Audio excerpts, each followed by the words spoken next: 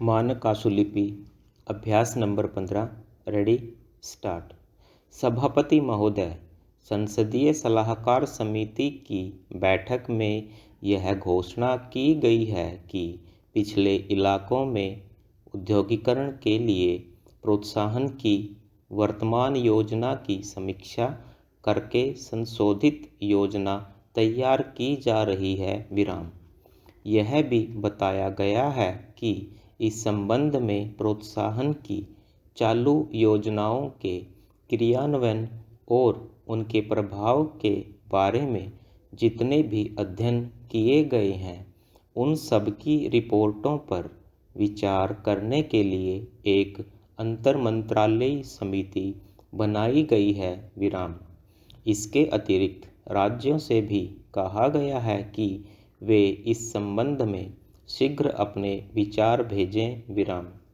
मंत्री महोदय ने अपने बयान में कहा कि देश के विभिन्न इलाकों में औद्योगिक असमानता दूर करने के पूरे प्रयास किए जा रहे हैं।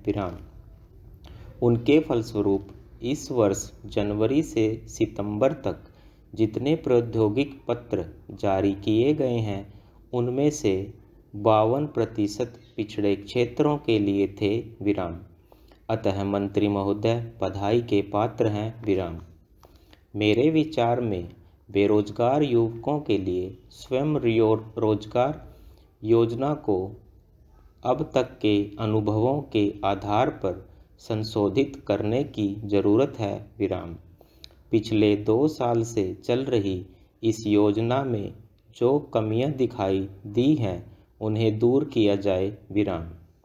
ऋण के आवेदन पत्रों पर जल्दी से जल्दी निर्णय किया जाए और निर्णय होने के बाद पैसा देने में विलंब ना हो।